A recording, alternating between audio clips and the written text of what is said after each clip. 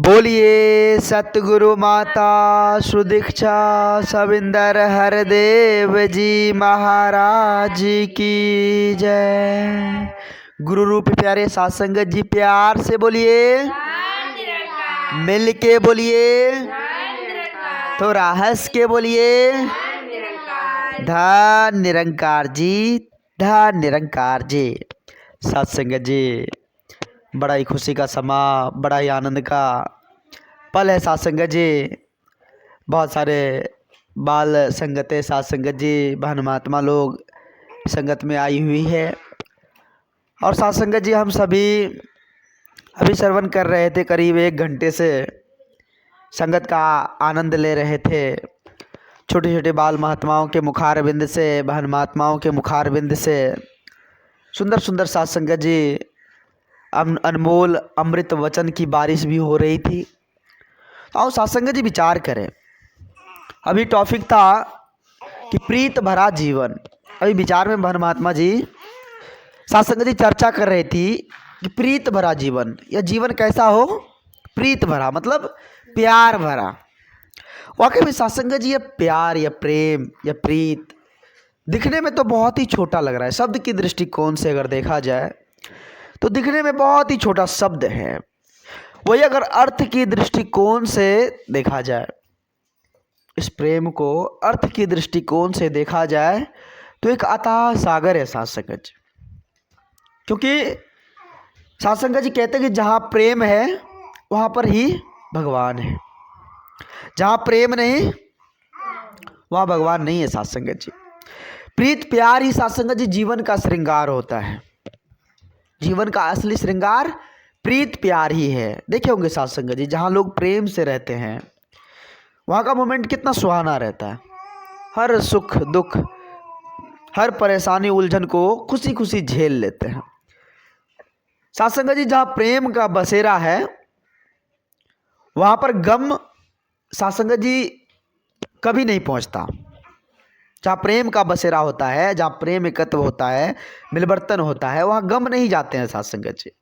पता ही नहीं चलता कि वहाँ का दुख कब खत्म हो गया, कैसे खत्म हो गया, इस बात का पता भी नहीं चलता सत्संग जी। तो आओ सत्संग जी विचार करें कि ये प्रेम आखिर हमारे अंदर आएगी कैसे,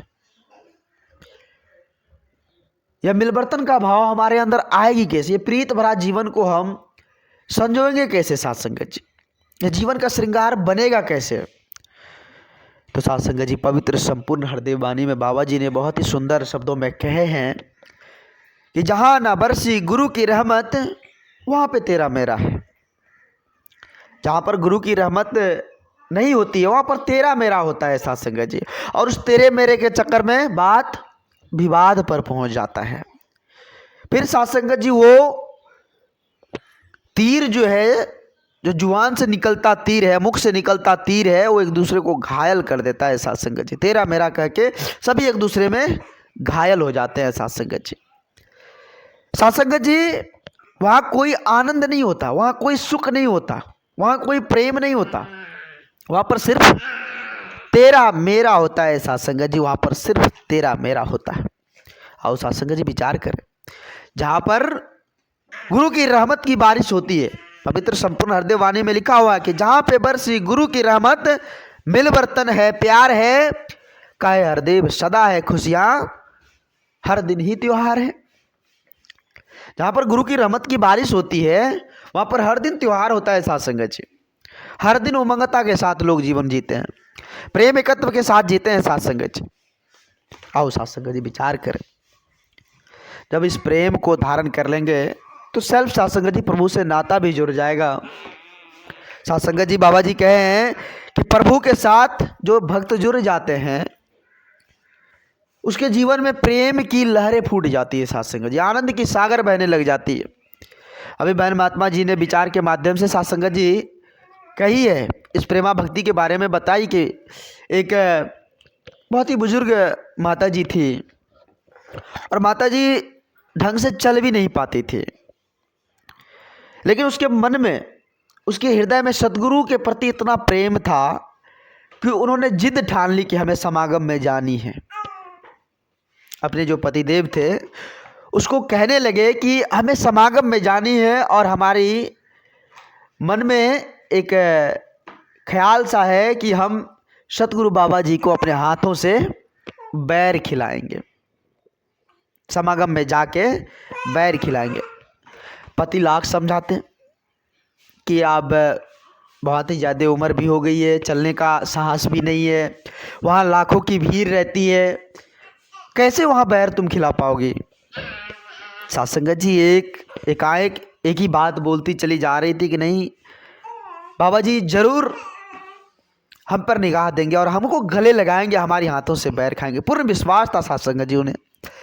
तो माता जी साध संगत जी अपने पतिदेव के हाथ में 100 रुपया दिए, बोले आज आप जाइए सब्जी मंडी से मीठे बैर चुन कर लाइए, जो सबसे ज़्यादा मीठे हो वो वाला बैर लेना है, क्योंकि आज बाबा जी को हमें अपने हाथों से खिलानी है। साध संगत जी पतिदेव बोले कि पैसा तो मेरे पास भी है, पैसा तुम रखो, कोई बात नहीं है, हम अपने पैसे से खरीद लेते हैं, अगर इतनी ही बात है तो कोई बात नहीं, हम अपने पैसे से खरीद लेंगे, इसमें पैसे देने की क्या बात है। बोले नहीं आज हम अपने पैसे दे रहे हैं आपको।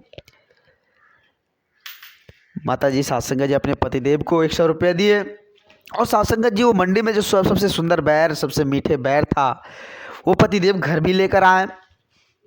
साध संगत जी प्लानिंग हुआ समागम में जाने की, किसी तरह से माता जी समागम में भी पहुंच गई।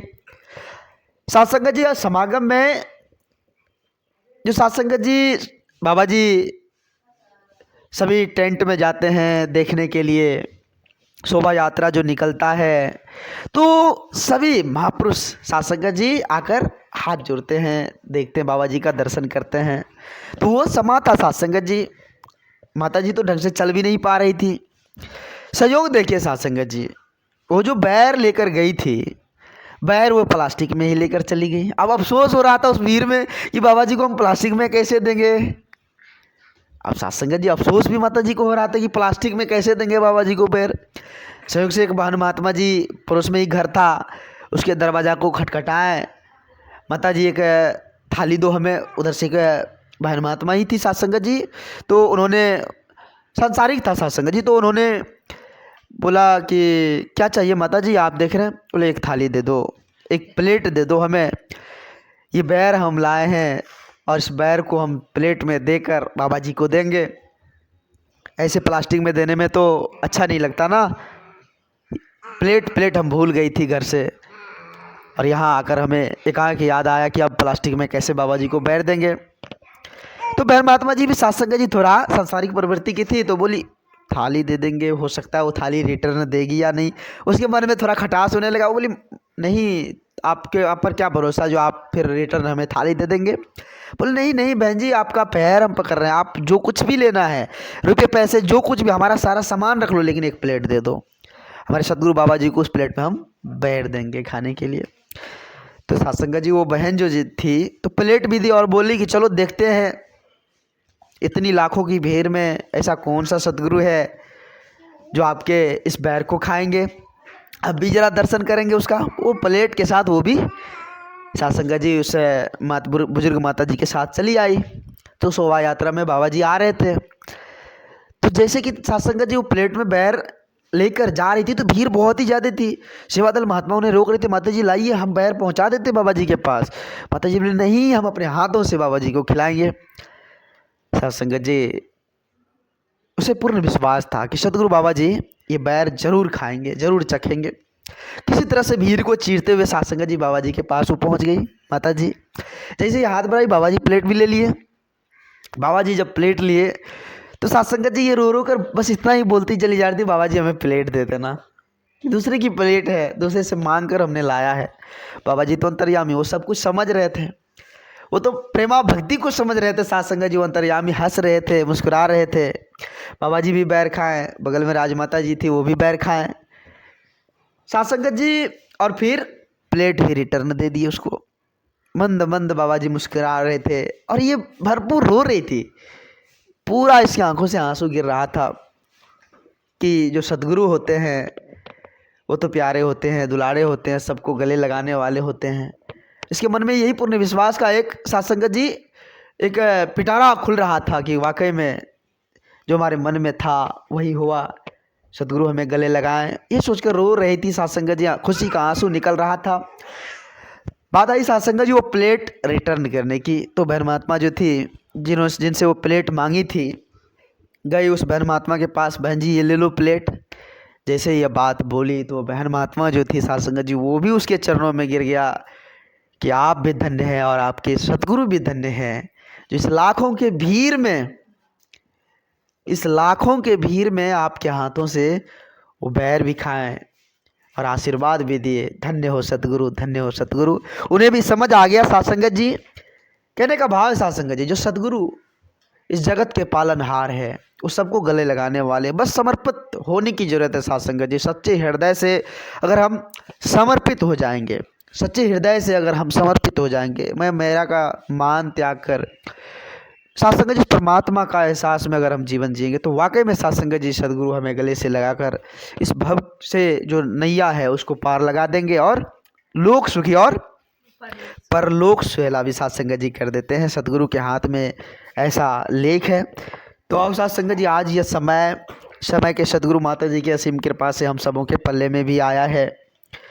साध संगत जी आओ हम शुक्रगुजार करें परमपिता परमात्मा का, अपने सच्चे सदगुरु का, जिन्होंने इतना कुछ देकर इस धरा धाम पर हमें उतार दिया है। अब बस ज़रूरत है साध संगत जी हमें श्रद्धा, विश्वास, प्रेम, एकत्व, मिलवर्तन के साथ भक्ति से जुड़ने की। और साध संगत जी इस ब्रह्म ज्ञान जो सदगुरु माता जी ने हम सभी को बख्शा है, इस ज्ञान को अपने कर्म में ढालते हुए इस जीवन को हम साध संगत जी आनंदित तौर पर जीते चले जाएं और सभी के साथ प्रेम, एकत्व, मिलवर्तन का भाव रखते हुए इस जीवन को हम भरपूर आनंद से भर ले साध संगत जी। तो आओ साध संगत जी सभी संत महापुरुष मिलकर समय के रहबर सदगुरु माता जी के पावन पवित्र चरणों में ही अरदास से विनती करें कि सदगुरु आप तो जनन जनावन हार हो। जितने भी संत महापुरुष सत्संग में आते हैं, ऐसे संतों की झोली सदा खुशियों से भर देना, सारे दुख तकलीफ परेशानी को हरते हुए संतों की टोली में बैठाए रखना, आप जी कृपा करना।